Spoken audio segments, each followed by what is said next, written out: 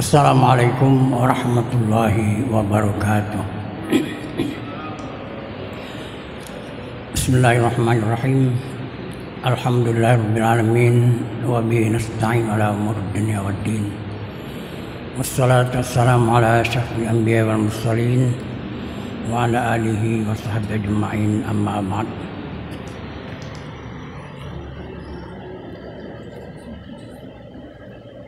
Rabbi shrah li sadri wa yassir li amri wahlul 'uqdatam min lisani yafqahu qawli.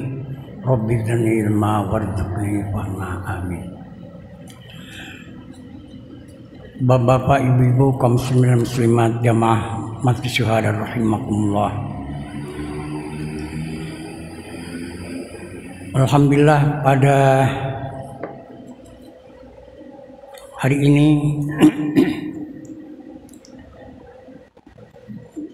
tanggal 3 Mei 2024 Masehi bertepatan dengan tanggal 25 Syawal 1445 Hijriah. Jadi masih ada waktu 5 hari bulan Syawal untuk tahun ini. Jadi kalau misalnya ada yang berpuasa Syawal hari Jumat tadi, hari Jumat hari ini, Jumat, Sabtu, Minggu, Senin, Selasa, Rebu, 6 hari pas. Karena hari Kamis itu sudah masuk tanggal 1 Dzulqa'dah. Rasulullah bersabda, "Man shoma Ramadana summa atba'ahu sittan min Syawalin fadzalika kasiyamud dahri." Barang siapa yang berpuasa 1 bulan Ramadan penuh, sumat mahu min fitan min Syawalin, kemudian diikutinya dengan puasa Syawal 6 hari, fadzalika kasiyamud dahri, maka sama dengan berpuasa sepanjang tahun. Oleh karena ini masih bulan Syawal, perkenanlah kami mengucapkan minal aidin wal faizin, mohon maaf lahir dan batin. Mudah-mudahan ibadah kita semuanya mendapatkan ganjaran pahala dari Allah Subhanahu wa taala. Jamaah kaum muslimin dan muslimat rahimakumullah. Pada kesempatan pertemuan kita pada malam hari ini, saya akan mencoba menjelaskan secara umum, secara global tentang rukun Islam yang kelima, yaitu masalah haji. Di antara rukun Islam yang kita kenal ada 5. Maka ibadah haji merupakan ibadah yang paling tua usianya. Artinya usia ibadah haji itu sama dengan usianya manusia itu sendiri.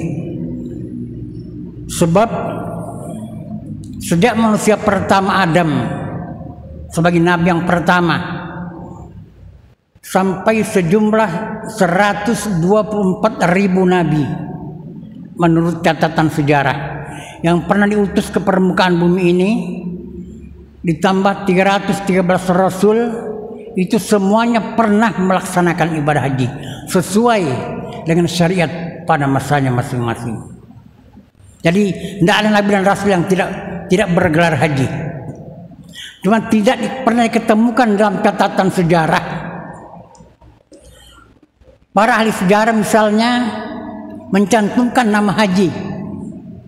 Contoh misalnya bapak-bapak ya, menurut catatan sejarah Nabi Adam itu naik haji 100 kali, berjalan kaki dari Hadramaut India ke Mekah pulang pergi. Jalan kaki dari Hadramaut negeri India. Sebab begini, ceritanya begini. Pada waktu Nabi Adam diturunkan dari surga, diturunkan ke bumi dari surga, dia diturunkan di India, di Hadramaut. Sedangkan istrinya Hawa diturunkan di Jeddah. Mereka saling mencari, ya karena pasangan suami istri.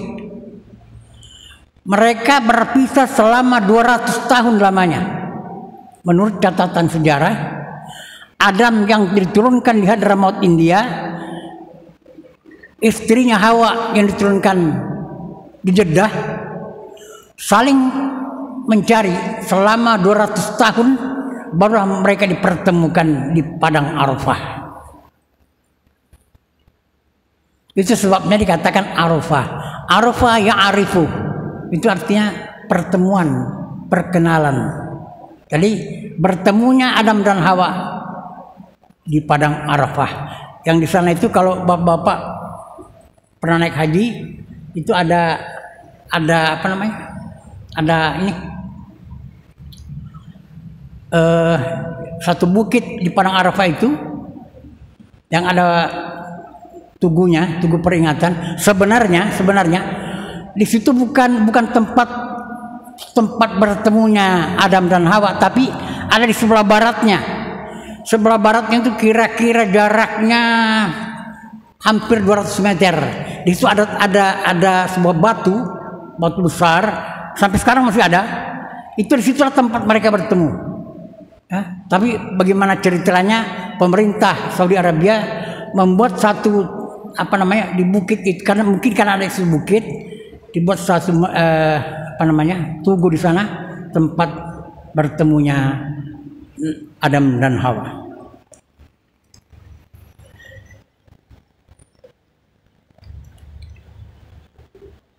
Bapak-bapak kaum muslimin dan muslimat rahimakumullah,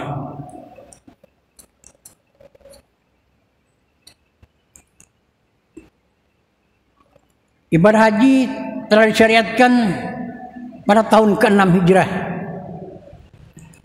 setelah rukun-rukun Islam yang lainnya. Misalnya saja rukun Islam pertama, syahadat. Itu selama lebih kurang 13 tahun Rasulullah menanamkan akidah ini, menanamkan tauhid ini, keesaan Tuhan. Ini yang perlu dalam Islam, kan yang perlu diperkuat. Itulah akidah ini dulu, keimanan, tauhid ini. Sebab kalau iman atau tauhid ini tidak kuat, tidak akan bisa menopang semua syariat-syariat agama yang lain. Kita lihat dalam kehidupan kita sehari-hari, ada orang yang kadang-kadang sholat, ya, kadang-kadang tidak sholat. Ada yang rajin, ada yang setengah rajin. Ya. Kalau pindah nyaman-nyaman, awak sholat, ya. Kalau kurang sehat, kurang rajin sholat. Padahal sebenarnya justru keadaan kita tidak normal, kita harus lebih mendekatkan diri kepada Allah Subhanahu wa Ta'ala, supaya kita dapat hidayah, dapat petunjuk. Nah itu faktornya adalah keimanan ini. Kalau iman kita kurang kuat, oleh karena itu Al-Quran menjelaskan bahwa kalau kita mau mengetahui kadar keimanan kita ini, apakah lemah, apakah setengah, apakah kuat, unzur ila sholatik, lihat kepada sholatnya. Itu dengan sholatnya kita mengukur sejauh mana tingkat kedalaman keimanan kita kepada Allah Subhanahu wa Ta'ala. Nah, setelah 13 tahun baru turun perintah aqimus sholat, tegakkan sholat. Kurang lebih 3 tahun kemudian baru turun perintah puasa. Kurang lebih 3 tahun kemudian turun perintah zakat. Baru yang terakhir adalah rukun Islam yang kelima, yaitu melaksanakan ibadah haji. Ibadah haji ini bapak-bapak adalah penyempurna daripada rukun-rukun Islam yang lainnya.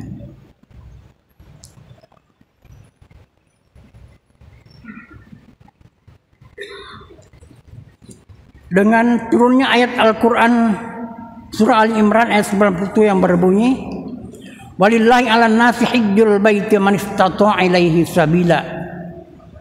Menunaikan ibadah haji adalah kewajiban terhadap Allah bagi orang yang mampu melaksanakannya. Jadi di masyarakat kita ada kesan bahwa kalau belum dapat panggilan, ya, dia belum mau melaksanakan ibadah haji. Padahal panggilan itu kita sudah dipanggil. Semua, bukan hanya umat Islam, semua manusia. Wa'adzin fin nasi. Coba dalam Al-Quran surah Al-Hajj itu. Setelah begini ya, riwayatnya begini. Menurut catatan sejarah, Ka'bah di Mekah itu pertama kali dibangun oleh malaikat. Ya, dibangun oleh malaikat. Kemudian baru yang kedua dibangun oleh Nabi Adam. Kemudian yang ketiga, generasi ketiga dibangun oleh Nabi Syed putra Adam. Baru kemudian beberapa ribu tahun kemudian baru Nabi Ibrahim dan Nabi Ismail membangun kembali, merehab kembali Ka'bah. Jadi Ibrahim ini merupakan generasi keempat yang membangun Ka'bah ini.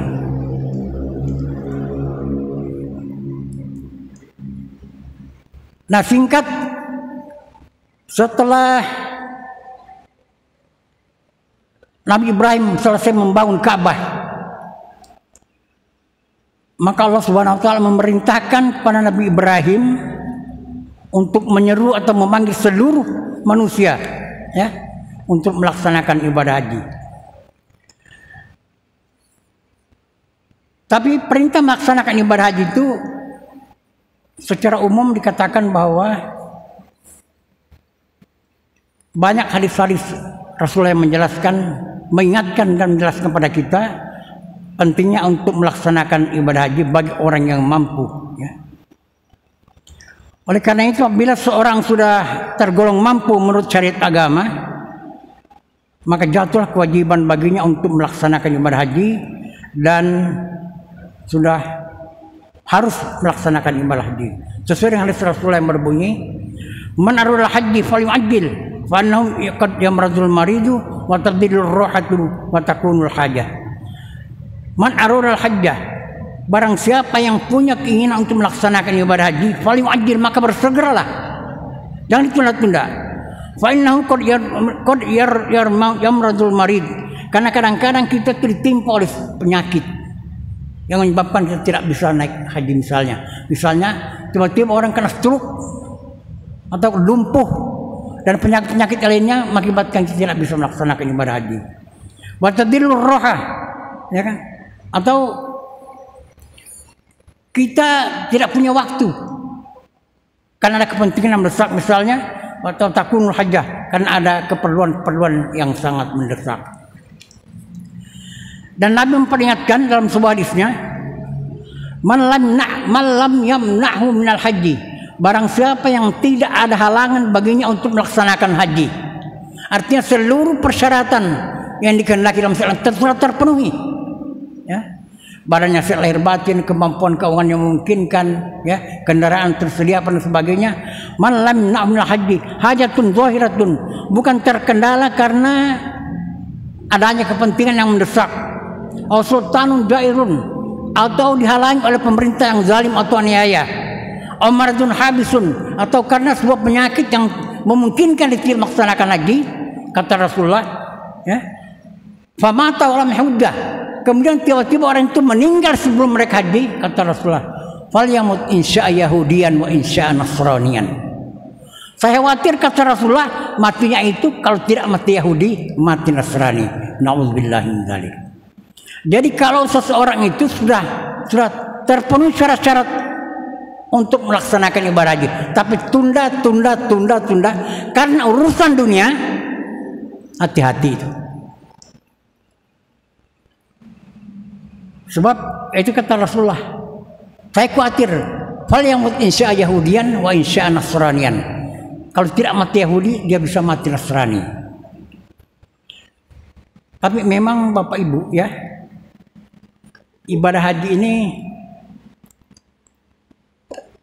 apa kata orang itu, kalau ada langkah, tergantung langkah atau jodoh. Sebab begini pengalaman saya, ya. Di Kabupaten Pasir atau di Tanah Grogot ini ada seorang pejabat di zaman pemerintahan Bupati salih nafsi, ya. Saya ditugaskan di Departemen Agama pada masa pemerintahan Pak Salih Nafsi.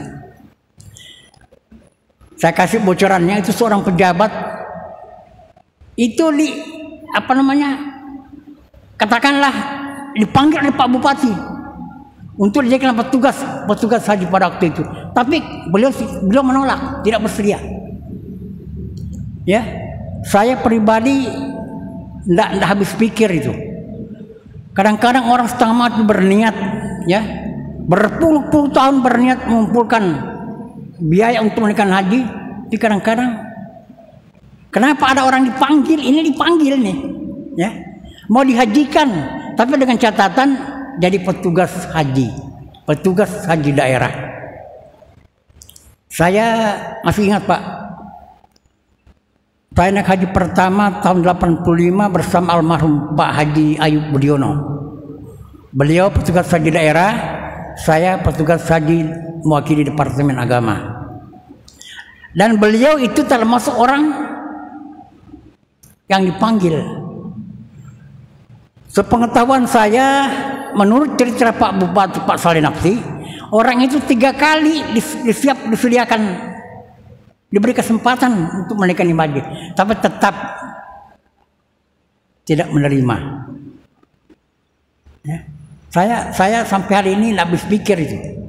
Apa alasannya yang sampai? Nah, itu contoh satu. Nah, kemudian sewaktu saya di Departemen Agama, karena kebetulan saya bagian haji, ya, hampir 5 tahun saya di urusan haji. Ada seorang ibu, sudah almarhumah beliau, datang ke kantor saya. Beliau menangis-nangis cerita, "Pak, kenapa ya bapaknya itu belum mau naik haji? Saya sudah sampaikan, Pak, mumpung masih ada umur, mumpung badan sehat lahir batin, biaya tersedia, ayo kita sama-sama naik haji." Tapi suaminya tetap mengatakan, "Hati saya belum terbuka, saya belum dapat panggilan." Sampai ibu itu mengatakan, "Bagaimana caranya Pak?" Saya bilang, "Begini aja Bu, Ibu berangkat aja, ya, karena pada zaman itu memang mendaftar tahun ini, naik tahun ini. Bapak bayangkan tahun 1985 waktu saya naik haji itu, ONH-nya ongkos naik haji itu 3.200.000. Hanya 3.200.000. Itu memang pada waktu itu masih uang sakit, ya. 3.200.000 itu uang sakit. Sakitlah mencarinya pada. Itu di Grogot ini, di Kabupaten Pasir ini, yang naik haji itu hanya 17 orang. Itu pun kita menelpon ke rumah, menawarkan, adakah di antara keluarga atau kenalan sahabat tetangga yang mau naik haji, silahkan daftar ke Departemen Agama. Daftar hari ini, tahun ini, naik tahun ini. Saya waktu karena kebetulan saya di bagian urusan haji, itu saya telepon beberapa rumah pejabat-pejabat, silakan Pak daftar. ONH-nya cuma 3.200.000. Itu sulit Pak mendapatkan jamaah haji pada waktu itu. Yang diperoleh sampai hari terakhir itu hanya 17 orang di Kabupaten Pasir ini, termasuk almarhum Pak Haji Anang Musra, mantan kepala SMA 1 Negeri Tanah Grogot. Itu sama-sama saya naik haji. Termasuk ada satu orang lagi itu masih hidup, beliau.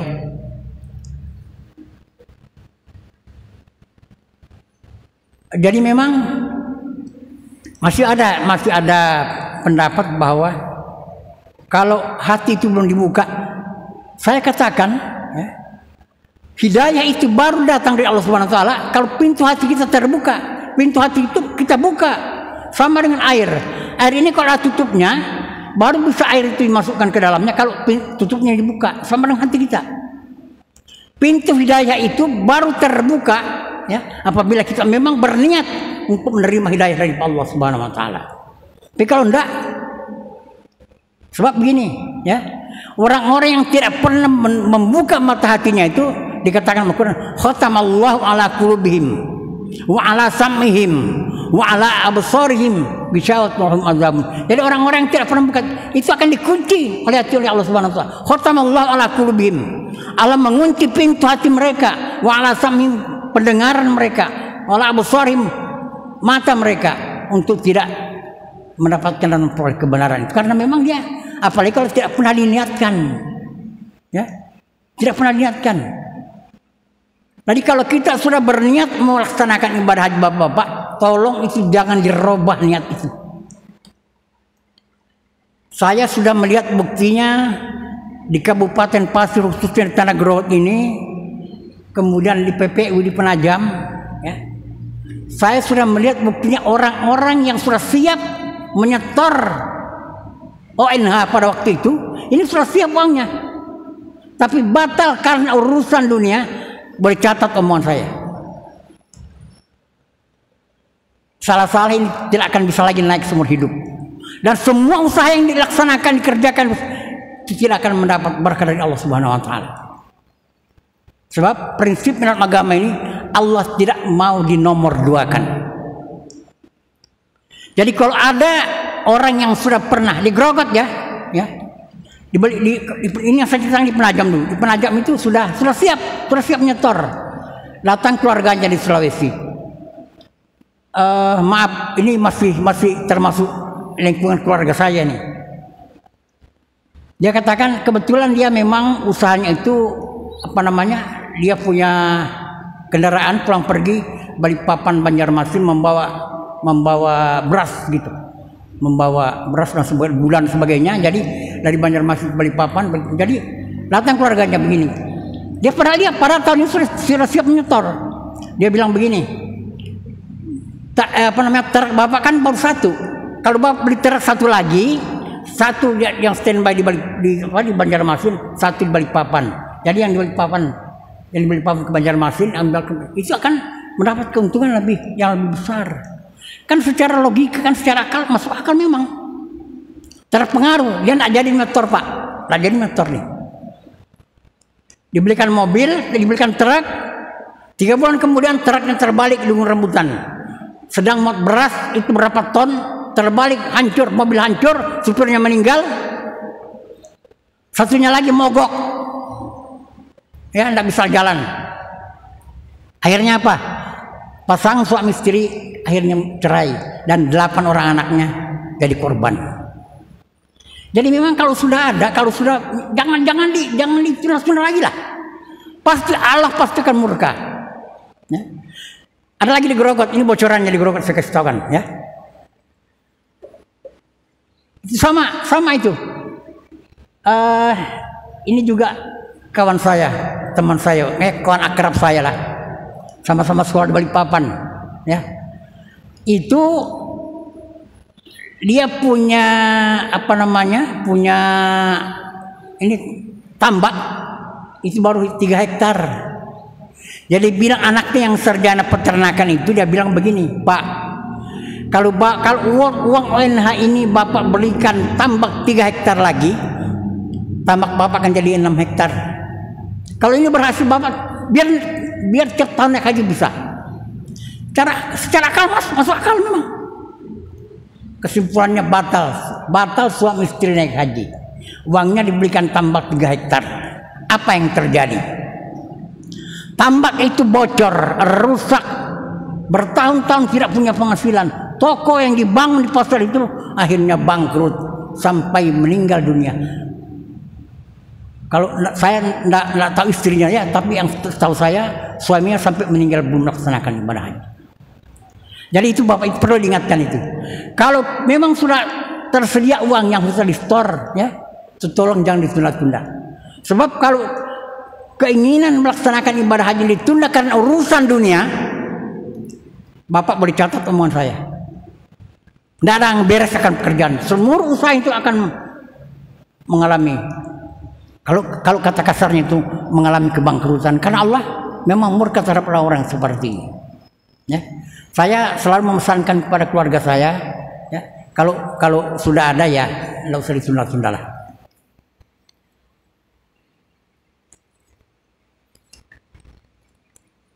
Nah, kemudian ada lagi sebuah hadis Rasulullah yang memperingatkan kita. Hadis ini diriwayatkan oleh Al-Baihaqi dari Ibnu Hibban. Rasulullah berkata, inna abdan sahhahtu lahu jismahu wa wasa'tu alaihi fil ma'isyah wa madha alaihi khamsatu awamin la fil alayya la mahrum. Inna abdan sahhahtu lahu jismahu, seorang hamba yang kesehatkan jasmani dan rohaninya. Tuhan sudah memberikan kesehatan, sehat jasmani dan rohaninya. Wa wasa'tu alaihi fil ma'isyah, dan kami luaskan kehidupannya di dunia. Artinya ya apapun yang kerjakannya sudah berhasil, ya. Famadhu alaihi khamsatu awamin lam yafid alayya mahrum, sehingga berlalu 5 tahun berturut-turut setelah diberikan kesehatan, ya, diberikan kelapangan dalam pekerjaannya, banyak penghasilan. 5 tahun berturut-turut lam yafid alayya, belum lagi menghadap kepada aku, artinya belum melaksanakan ibadah haji, la mahrum. Sungguh kata Allah, orang itu akan sial di dalam hidupnya. Jadi memang berat risikonya Bapak, ya. Kalau kita punya kesempatan beribadah haji kemudian ditunda itu mempunyai sanksi yang berat.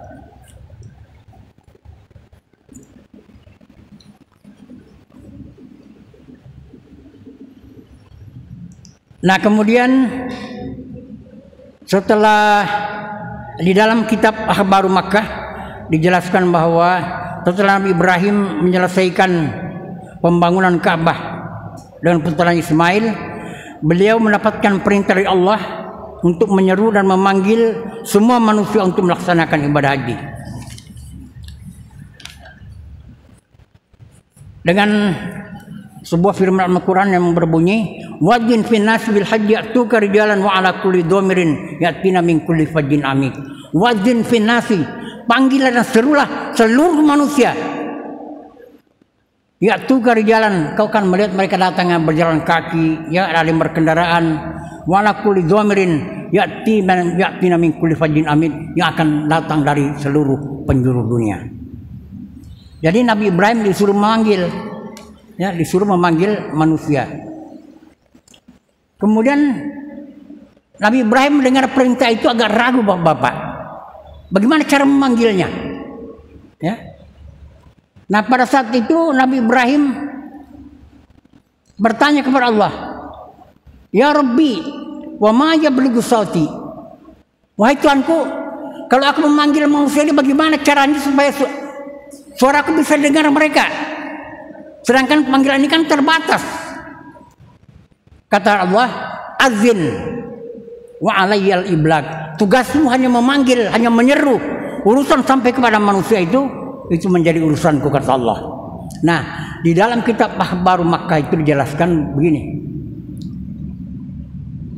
Nabi Ibrahim disuruh menaiki makom. Sebenarnya bukan makam tapi makom. Makom itu tempat Nabi Ibrahim berpijak waktu membangun Mekah. Kalau kita ada di sebelah tenggara, di sebelah selatan Ka'bah, itu adalah makom Ibrahim, ya. Kalau sekarang ini ada dipagari dengan diberi kawat, kemudian dipagari kaca. Itu sekitar tahun 80-an sebenarnya itu belum ada kacanya, hanya pagar kawat. Cuma memang orang Indonesia ini kan aneh-aneh, jamaah kita aneh-aneh. Itu di celah-celah itu dimasukkannya foto. Penuh makam Ibrahim dengan foto-foto. Niatnya supaya dipanggil oleh Nabi Ibrahim. Para Ibrahim sudah ribuan tahun yang lalu sudah manggil. Kita aja lagi yang tidak mau panggilannya. Ya, untuk mengatasi ini, lalu diberikan kaca sekarang ini. Kaca itu tebalnya 5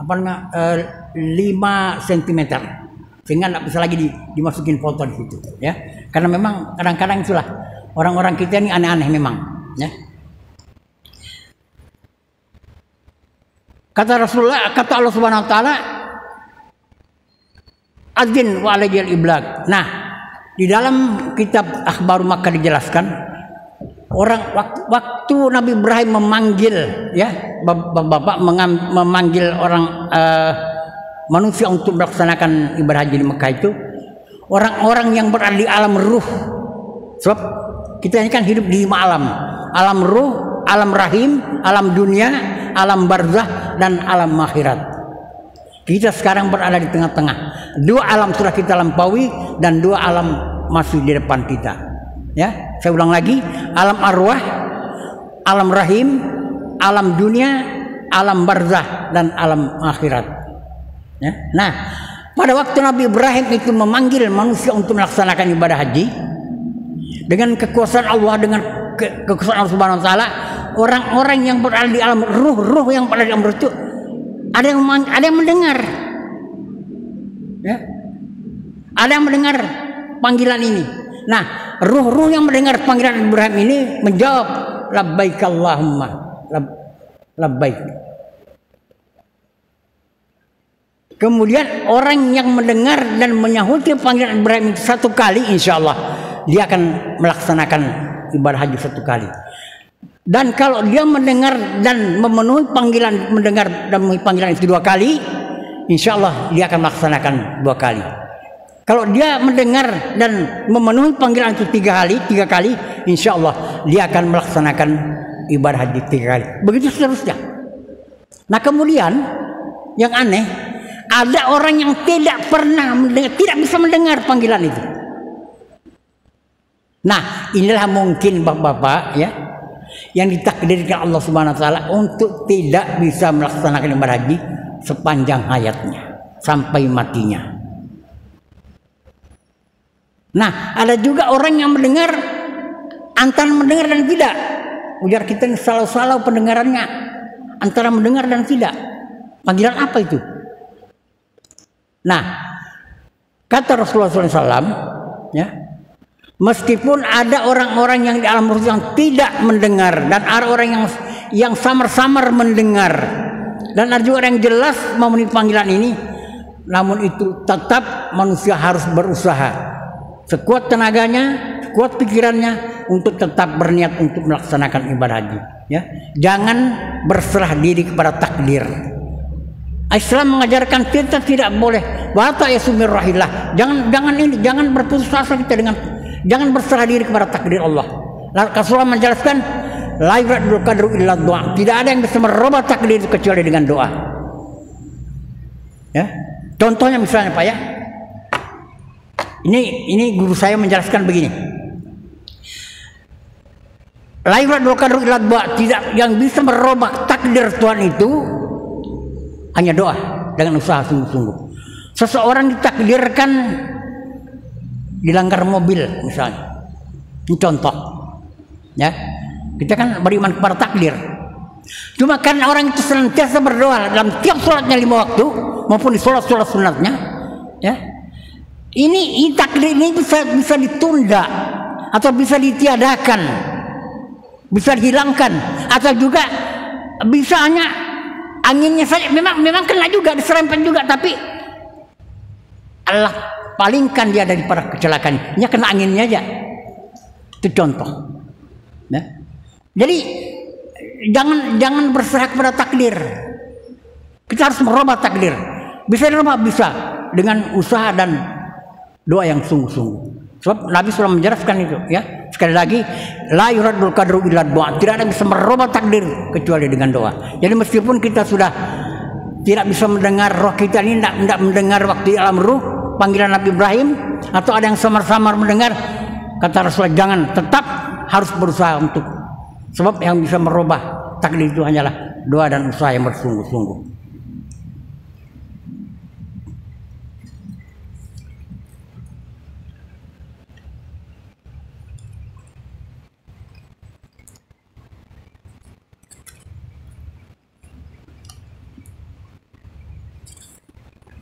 Jamaah rahimakumullah.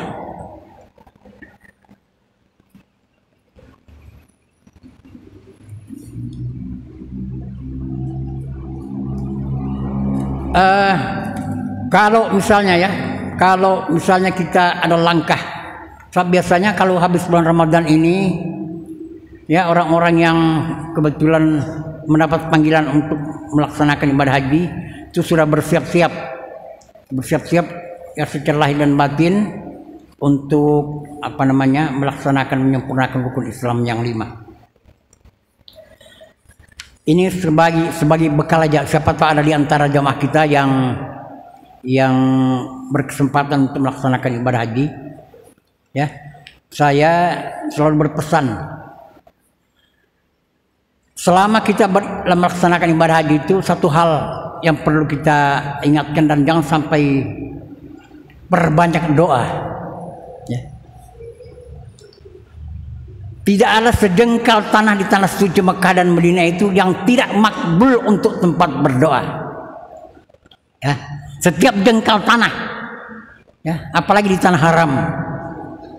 Tanah haram. Ada di Makkatul Mukarram itu Bapak ada batas tanah haram namanya. Ya. Itu sejak Nabi Adam itu. Mekah boleh berkembang, tapi tanah haram itu tidak bisa berkembang. Artinya tidak bisa ditambah dan tidak bisa dikurangi. Jarak dari utara ke selatan tanah haram itu kurang lebih 7 km. Di sebelah selatannya 7 km. Di sebelah baratnya kurang lebih 25 km dan di sebelah baratnya 25 km. Itu batas tanah haram yang tidak boleh dimasuki orang-orang selain daripada muslim. Kalau ada orang non muslim masuk situ, itu Rasul mengatakan halal darahnya. Sebab itu tanah haram, tanah suci, tanah yang dihormati. Ya, Mekah boleh berkembang, tapi tanah haram ini, batas tanah haram itu tidak. Nah, di dalam batas tanah haram inilah tempat doa itu makbul. 7 kilo di sebelah utara, 7 kilo ke selatan, 25 kilo sebelah barat, 25 kilo sebelah timur. Ya, di mana saja kita berdoa insya Allah. Nah, cuma Rasulullah sudah menetapkan ada 15 titik, ya, ada 15 tempat, ada 15 titik di Makkah dan Madinah itu yang apabila hambaku berdoa di salah satu titik ini, kata Allah dalam apa namanya? Di dalam hadis kursi, ya. Hadis kursi itu firman Allah yang diperjelas dengan kalimat-kalimat Rasulullah sendiri. Itu namanya hadis kursi. Kata Allah, kalau salah seorang di antara hambaku berdoa di salah satu titik, apalagi kalau di semua tempat itu berdoa, saya malu sebagai Tuhan kalau tidak mengabulkan permintaannya atau doanya. Dan barangkali bapak-bapak tidak berkelebihan lah, ya. Ini pengalaman saya pribadi. Saya sudah membuktikan keampuhan doa ini, ya, di tempat barangkali ya, ini sampai waktunya sebentar. Sempatnya hijir Ismail, Hajar Aswad, Rukun Yamani, di bawah pancuran emas di Mizab, di Mu'tazam dekat makam Ibrahim, ya, di sumur Zamzam, ya, di Safa, di Marwah, Padang Arafah, di Muzdalifah, Masyaril Haram, di Mina, Jamratul Ula, Jamratul Usta dan Jamratul Aqabah. Ini 5 tempat yang paling makbul kita untuk berdoa. Ya, atau kalau ada di antara keluarga kita, ya, yang apa namanya, yang berkesempatan naik haji, titip aja. Tolongnya saya didoakan di tempat-tempat ini. Ya. Sebab pengalaman saya Bapak Ibu, kalau orang memang tidak punya langkah barangkali begitu untuk naik haji, kenapa orang itu kita lupa di sana itu lupa. Ini keluarga sendiri saya lupa. Memang berdoa itu tidak disebut satu-satu, enggak. Teman-teman di kantor tanya, urun didoakan, saya bilang saya berdoa. Cuma saya berdoa, orang-orang yang memang berniat untuk melaksanakan ibadah di Allah, jangan kau matikan sebelum mereka menginjakkan kakinya di tanah suci. Itu doa yang paling. Tapi kalau ada keluarga yang berpesan, anehnya itu kalau memang tidak ada langkah, kenapa kita diberikan tidak diberikan ingatan Allah Subhanahu Wa Taala? Itu juga menjadi tanda tanya yang besar bagi saya pribadi itu. Pulang ke tanah air ingat, astagfirullah. Tapi saya tidak ngomong sama dia kalau tidak saya doakan. Sampai hari ini belum naik haji. Istrinya sudah almarhumah. Ya mudah-mudahan lah beliau itu bisa naik haji. Tapi pengalaman saya itu oleh karena itu. Nah, yang membantu ini kata Rasulullah, niat. Ya, niat. Kalau sudah niat jangan dirubah lah. Ya, sampai ke kamu jangan dirubah. Saya bapak terus terang aja rahasia pribadi saya. Sejak saya menginjakkan kaki pertama saya di Departemen Agama, itu saya sudah berniat, ya Allah, berikan kesempatan ya Allah untuk menginjakkan kaki di tanah sini. Alhamdulillah Pak. Ya, saya sempat beberapa kali jadi petugas pusat, jadi petugas haji daerah satu kali dengan Pak Ya Ayub almarhum, petugas pusat Jakarta, alhamdulillah 2 kali. Malah saya dapat panggilan ketiga kalinya, Tapi ada salah seorang kendepak yang minta dengan saya, katanya saya baru naik haji sekali Pak Syarif. Kalau Bapak kan sudah beberapa kali, bisa enggak saya minta jatahnya? Orangnya masih hidup Pak sekarang itu yang minta haji. Saya bilang silakan, lillahi ta'ala saya rela. Beliau ikut tes, naik haji. Ya, inilah Bapak-bapak yang dapat saya sampaikan pada acara pertemuan kita malam ini tentang beberapa hal yang penting untuk ibadah haji. Mudah-mudahan ada manfaatnya. Kurang lebihnya mohon maaf. Wabillahi taufiq wal hidayah. Assalamualaikum warahmatullahi wabarakatuh.